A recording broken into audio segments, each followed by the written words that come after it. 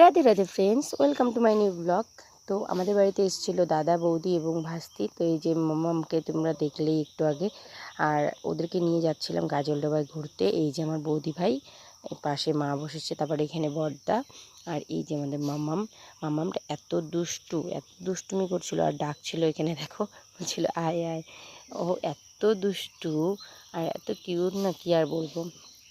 যাই হোক, যে কয়দিন ছিল বাড়িটা তো একদম পুরো ভরা ভরা ছিল, আর এখন তো পুরো খালি খালি হয়ে গেছে, মানে কি আর বলবো।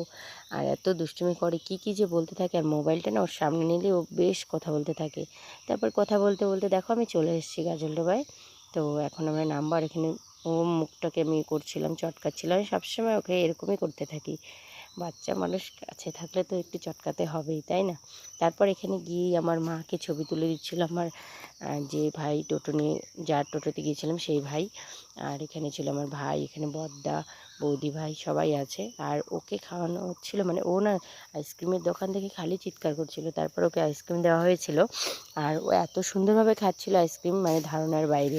আমি তো দেখে অবাক যে এইটুকু বাচ্চা এই এত সুন্দরভাবে আইসক্রিম খেতে পারে। ওর কিন্তু দাঁত হয়নি, আর ও খালি আইসক্রিমটা খাচ্ছিল। আর একটু পরে দেখতে পারবে ওর আইসক্রিম না দিলে ও কীরকম কান্না করতে থাকে, মানে এতটা পাকুনি যে কি আর বলবো। আমাকে ওর ভিডিওগুলো মানে ডিলিট করতেই ইচ্ছা করছে না, এত পাকা।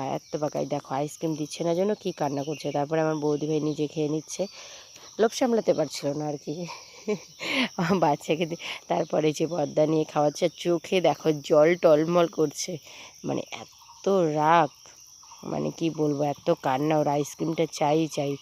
একটু সরালে পরেই দেখো হাতটা দিয়ে ধরেছে কীভাবে টাইট করে, একদম এবার ছাড়বেই না। প্রচুর কান্না করছিল, আর ওখানে যত সবাই লোক ছিল সবাই তাকিয়ে তাকিয়ে ওকেই দেখছিল। আর এবার ওর মা ওইদিকে আইসক্রিমটা নিয়ে গেছে, ওই জন্য ডাকছে আয় আয় আয় হাত দিয়ে। তারপরে আসছে না জন্য আবার রাগ দেখাচ্ছে, এত রাগ যে কী আর বলবো। খুব সুন্দরভাবে আইসক্রিম খেলো। আমি তো কোনো বাচ্চাকে এত সুন্দর এত ছোট বয়সে এইভাবে আইসক্রিম খেতে দেখিনি। তারপর ওকে নিয়ে একটু খেলছিলাম। তারপর আমরা চলে যাই গাজলডোবার যে স্পেশাল খাবার চিংড়ির চপ, সেটা খাওয়ানোর জন্য। তো ওটা নিয়েছিল, আর ওকে ওটাও একটু একটু করে দিচ্ছিলাম, ওকে লাগবে। আমি একটু একটু করে দিচ্ছিলাম, ওকে সুন্দর টুকটুক করে খাচ্ছিল। মানে সেরকমভাবে দিইনি, বাচ্চা মানুষ তো সব কিছু তো খাওয়ানো ঠিক না না। তারপরে এখানে আরও বড় বড় চিংড়ি নিয়েছিল আমার দাদা, দেখো কত বড়। বাবা, এটা খাবে যে কীভাবে। যাই হোক, ওরা নিয়েছে, ওরা খাবে, আর আমি শুধু দেখি। তারপর এই করতে করতে আমরা এবার আবার টোটোতে করে চলে আসি বদাগঞ্জ মন্দিরটা ওদেরকে ঘুরিয়েছিলাম। আর এখানে দেখো মামামকে ছেড়ে দিয়েছে, আর মামাম কত সুন্দর দাঁড়িয়ে দাঁড়িয়ে, মানে